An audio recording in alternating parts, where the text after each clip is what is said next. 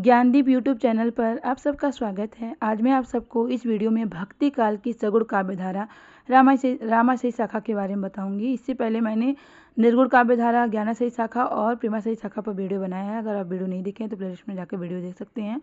आप वीडियो को लास्ट तक जरूर देखें क्योंकि सारे पॉइंट इंपॉर्टेंट है कि इसी तरह के क्वेश्चन एग्जाम में बनते हैं। तो वीडियो को लास्ट तक जरूर देखिए। वीडियो पसंद आए तो वीडियो को लाइक से सब्सक्राइब करना ना भूलें। तो चलिए देखते हैं क्या है सगुण काव्य धारा। भक्ति काल की दो काव्य धाराएं हैं, एक सगुण काव्य धारा और निर्गुण काव्य धारा। निर्गुण काव्य धारा के अंतर्गत आती हैं ज्ञानाशयी शाखा और प्रेमाशयी शाखा। और सगुण काव्य धारा के अंतर्गत क्या क्या कौन कौन सी शाखाएं आती हैं, राम भक्ति शाखा और कृष्ण भक्ति शाखा। राम भक्ति शाखा के कवि जो हैं वो राम की उपासना करते हैं और कृष्ण भक्ति शाखा कवि जो हैं वो कृष्ण के उपासक हैं। तो हम लोग सगुण काव्य धारा राम भक्ति शाखा के बारे में जानेंगे। तो आलवार भक्तों में षटकोप को राम भक्ति का प्रथम कवि माना जाता है। षटकोप आलवार भक्तों की संख्या 12 है। क्वेश्चन बनता है आलवार भक्तों की संख्या कितनी है, 12 है। जिसमें जो षटकोप थे उनको राम भक्ति का प्रथम कवि माना जाता है। आलवार भक्तों में षटकोप को राम भक्ति का प्रथम कवि माना जाता है। इनकी पुस्तक कौन सी है? सहस्त्र गीत में राम की उपासना का उल्लेख किया गया है। इनकी पुस्तक सहस्त्र गीत है जिसमें राम की उपासना का उल्लेख किया गया है। 7वें आलवार कुलशेखर भी राम के अनन्य भक्त थे। तो 12 आलवार जो भक्त थे उसमें कुलशेखर जो थे 7वें आलवार थे। ये भी क्या थे? राम के अनन्य भक्त थे। श्री संप्रदाय के आदि आचार्य रंगनाथ मुनि को राम भक्ति परंपरा का प्रथम आचार्य माना जाता था। श्री संप्रदाय के जो आदि आचार्य कौन थे? रंगनाथ मुनि। इन्हें ही राम भक्ति परंपरा का प्रथम आचार्य माना जाता है। श्री संप्रदाय में विष्णु और लक्ष्मी की उपासना की जाती है। पूछा जाता है कि श्री संप्रदाय में किसकी उपासना की जाती है? तो विष्णु और लक्ष्मी की। रामानुजाचार्य को 16 और 15वीं शिष्य परंपरा में सुप्रसिद्ध स्वामी रामानंद हुए हैं। हिंदी में राम काव्य के पुरस्कर्ता कौन माने जाते हैं? रामानंद माने जाते हैं। तो राम काव्य के पुरस्कर्ता कौन माने जाते हैं? रामानंद माने जाते हैं। हजारी प्रसाद द्विवेदी जी ने रामानंद के संदर्भ में क्या कहा है? पंक्ति पूछ ली जाती है किसने कहा है, किसके संदर्भ में कहा है। तो इन्होंने कहा है मध्य युग की समग्र स्वाधीन चिंता के गुरु कौन थे? रामानंद ही थे। तो ऐसा किसने कहा है? हजारी प्रसाद द्विवेदी ने कहा है। रामानंद के गुरु का नाम क्या था? राघवानंद। ये भी क्वेश्चन बनता है कि रामानंद के गुरु का क्या नाम था? राघवानंद है। हजारी प्रसाद द्विवेदी ने रामानंद को आकाश धर्म गुरु कहा है। क्या कहा है? रामानंद को आकाश धर्म गुरु किसने कहा है? तो हजारी प्रसाद द्विवेदी ने कहा है। इनके कितने शिष्य थे? 12 शिष्य थे। ये भी क्वेश्चन पूछा जा चुका है कि रामानंद के कितने शिष्य थे? तो इनके शिष्य 12 थे। जो सगुण काव्य धारा की रामाशयी शाखा के प्रतिनिधि कवि कौन है? तुलसीदास। तो इनसे क्वेश्चन ज़्यादातर बनता है एग्जाम में, तो इनके बारे में हम लोग जान लेते हैं। गोस्वामी तुलसीदास राम भक्ति शाखा के क्या है? प्रतिनिधि कवि हैं। तो प्रतिनिधि कवि कौन है? तो रामाशयी शाखा के प्रतिनिधि कवि कौन है? तुलसीदास जी हैं। और कृष्णाशयी शाखा के प्रतिनिधि कवि कौन है? सूरदास जी हैं। और प्रेमाशयी शाखा के प्रतिनिधि कवि मलिक मोहम्मद जायसी। और ज्ञानाशयी शाखा के प्रतिनिधि कवि कौन है? कबीरदास जी। तो ऐसे क्वेश्चन भी एग्जाम में बनते हैं, तो आपको पता होना चाहिए। तो इनके बारे में हम लोग जानते हैं। इनका जन्म 1532 ईस्वी में हुआ था, मृत्यु 1623 ईस्वी में हुई थी। इनके पिता का नाम क्या है? आत्माराम दुबे। और इनकी माता का नाम हुलसी है। इनकी पत्नी का नाम है रत्नावली। इनके दीक्षा गुरु कौन थे? नरहयानंद। और शिक्षा गुरु कौन थे? शेख सनातन। तो गुरु से भी क्वेश्चन बनते हैं कि इनके गुरु का क्या नाम था। आचार्य रामचंद्र शुक्ल तुलसीदास को क्या मानते हैं? स्मार्त वैष्णव मानते हैं। किसके अनुसार तुलसीदास जी स्मार्त वैष्णव है? तो रामचंद्र शुक्ल के अनुसार। आचार्य शुक्ल के अनुसार हिंदी काव्य की प्रौढ़ता के युग का आरंभ गोस्वामी तुलसीदास द्वारा हुआ है। तो एक पंक्ति दे दी जाएगी, आपको पूछी जाएगी किसने कहा है, किसके संदर्भ में कहा है। तो आपको पता होना चाहिए रामचंद्र शुक्ल ने कहा है, गोस्वामी तुलसीदास के संदर्भ में कहा है। अब देखिए तुलसीदास के महत्व के संदर्भ में विद्वानों के निम्न मत है।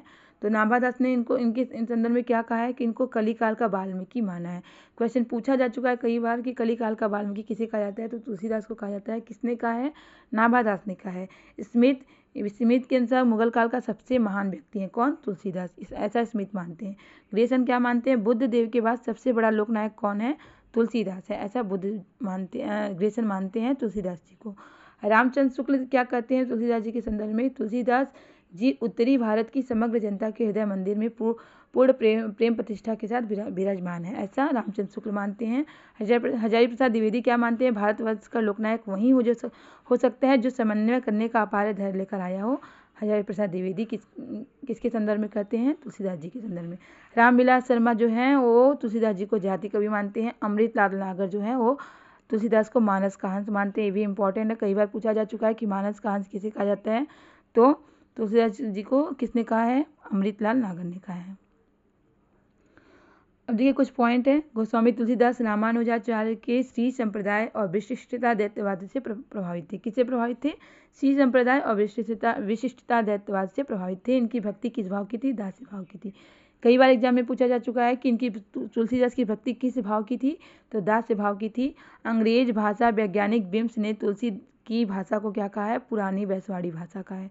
तो ये सब जो पॉइंट है इससे क्वेश्चन बनते हैं, इसलिए इसे आप लोग नोट कर लीजिएगा, ये मोस्ट इंपॉर्टेंट है। कई बार पूछा जा चुका है कि गोस्वामी तुलसीदास की गुरु परंपरा का क्रम क्या है, तो देख लीजिए, सबसे पहले राघवानंद है, फिर रामानंद है, अनंतानंद है, नरहयानंद या नर हरिदास और तुलसीदास।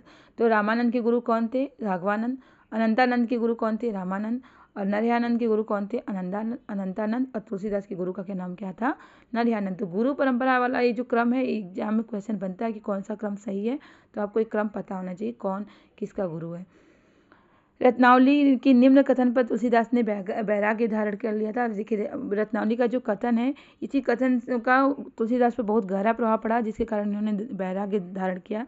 तो कथन क्या आप लोग जान लीजिए।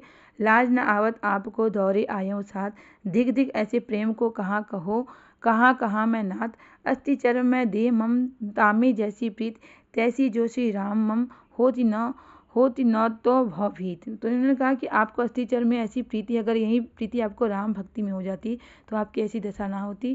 तो इस कथन का, इनकी पत्नी की इस कथन का तुलसीदास पर बहुत गहरा प्रभाव पड़ा, जिसके कारण इन्होंने वैराग्य धारण कर लिया है। अब देखिए तुलसीदास की कितने ग्रंथ है? 12 ग्रंथ जो है प्रमाणित माने गए हैं, और जिसमें से 5 बड़े हैं, 7 छोटे हैं। तो ये 12 ग्रंथ से एग्जाम में क्वेश्चन पूछे जाते हैं कि इनके कितने ग्रंथ हैं, और इनकी रचनाओं से पूछ लिया था कि रचना किसकी है। तो रचनाओं के बारे में आपको पता होना चाहिए कितनी रचनाएं हैं। और रचनाओं में पूछा था कैसा काव्य है, मुक्तक काव्य है, प्रबंध काव्य है, और भाषा भी पूछ ली जाती है। तो वैराग्य संदीपनी कैसा काव्य है? मुक्तक काव्य है, और भाषा क्या है? ब्रज भाषा है। रामाज्ञा प्रश्न क्या है? वो मुक्तक काव्य है, और भाषा क्या है? अवधी भाषा है। रामलला लहचू जो है, इनकी रचना ये प्रबंध काव्य है, और किस भाषा में लिखी गई है? ठेठ अवधी में लिखी गई है। जानकी मंगल भी प्रबंध काव्य है, और किस भाषा में लिखी गई है? अवधी भाषा में। रामचरितमानस से कई क्वेश्चन बनते हैं, तो पूछा जाता है कि रामचरितमानस क्या है? प्रबंध काव्य है। इसकी भाषा क्या है? भाषा भी पूछी जाती है कि भाषा क्या है? अवधी भाषा है। पार्वती मंगल क्या है? प्रबंध काव्य है, भाषा अवधी भाषा है। कृष्ण गीतावली गीत काव्य, भाषा क्या है? ब्रज भाषा है। गीतावली पदावली रामायण गीत काव्य है ये, और भाषा क्या है? ब्रज भाषा है। विनय पत्रिका से कई बार पूछा जा चुका है कि विनय पत्रिका क्या है? गीति काव्य है। इसकी भाषा पूछी गई है कई बार कि इसकी भाषा क्या है? ब्रज भाषा है। दोहावली क्या है? मुक्तक काव्य है, ब्रज भाषा है। भरवे रामायण जो है मुक्तक काव्य है, और इसकी भाषा क्या है? अवधी भाषा है। कवितावली भी क्या है? मुक्तक काव्य है, इसकी भाषा क्या है? अवधी भाषा है। तो इससे क्वेश्चन बनते हैं एग्जाम में कि इनकी रचनाएं कौन कौन सी हैं, और रचनाओं से क्वेश्चन पूछे जाते हैं कि किस भाषा में लिखी गई है, काव्य कैसा है, कौन सा काव्य है। तुलसीदास की प्रथम रचना क्या है? वैराग्य संदीपनी। और अंतिम रचना जो है वो कवितावली को माना जाता है। कवितावली के परिशिष्ट में हनुमान बाहुक भी संलग्न है, किंतु अधिकांश विद्वान जो हैं, रामलाल लहचू जो इनकी कृति है इसको प्रथम कृति मानते हैं। रामचरितमानस की रचना कब हुई थी? 1631 ईस्वी में चैत्र शुक्ल रामनवमी मंगलवार को हुआ था। इसकी रचना में कुल कितना समय लगा था? एक इम्पॉर्टेंट है कि रामचरितमानस की रचना में कुल कितना समय लगा था? तो 2 वर्ष 7 महीना 26 दिन लगा था। रामाज्ञा प्रश्न क्या है? एक ज्योतिष ग्रंथ है। कृष्ण गीतावली में क्या किया इन्होंने? कृष्ण से संबंधित पदों की रचना की है। और पार्वती मंगल में पार्वती और शिव के विवाह का वर्णन किया है इन्होंने। रामचरितमानस और कवितावली में गोस्वामी ने कली काल का वर्णन किया है। रामचरितमानस जो इनकी रचना है, कवितावली रचना है, दोनों में इन्होंने क्या किया है? कलिकाल का वर्णन किया है।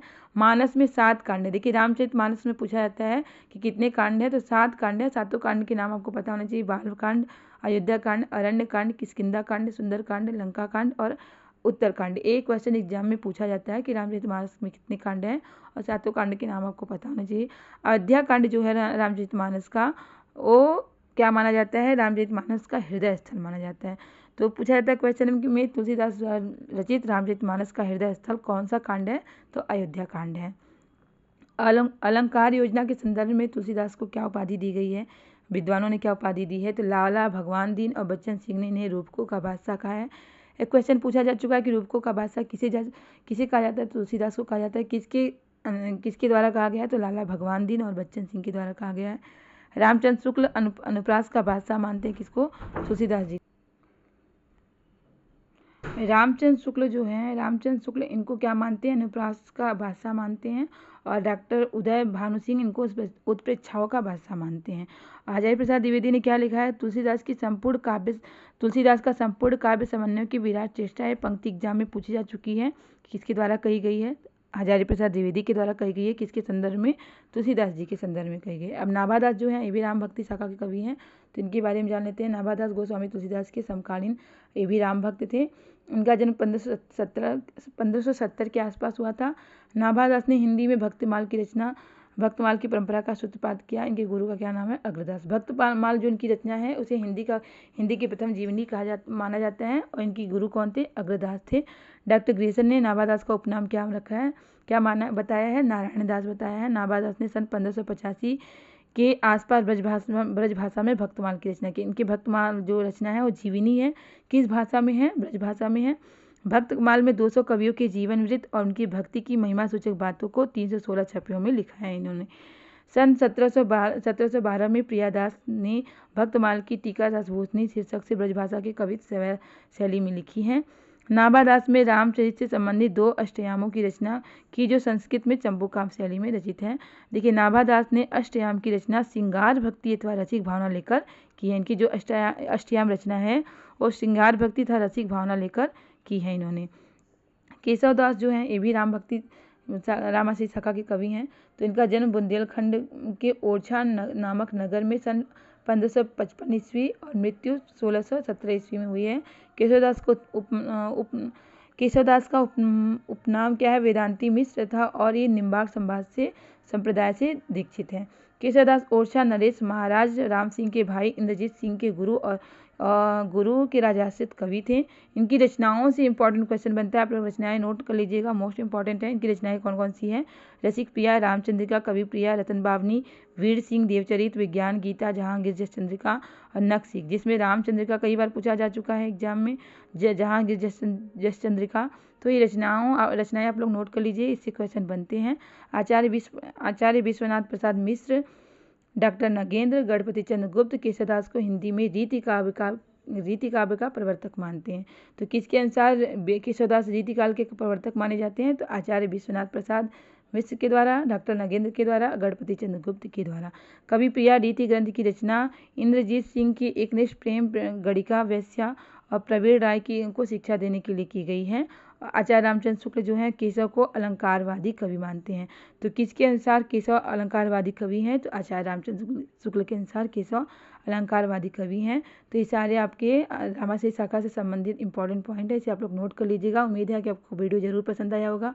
वीडियो पसंद आया तो वीडियो को लाइक से सब्सक्राइब करना ना भूलें, क्योंकि आपका लाइक से सब्सक्राइब हमें मोटिवेट करता है इस तरह के क्वेश्चन, इस तरह के टॉपिक लाने के लिए, जिससे आपकी अच्छी तैयारी हो सके और आप अपने एग्जाम में सफल हो सके। इसी तरह के क्वेश्चन, इसी तरह के टॉपिक की तैयारी करने के लिए हमारे चैनल से जुड़े रहें। तब तक के लिए मिलते हैं नेक्स्ट क्लास में। बाय।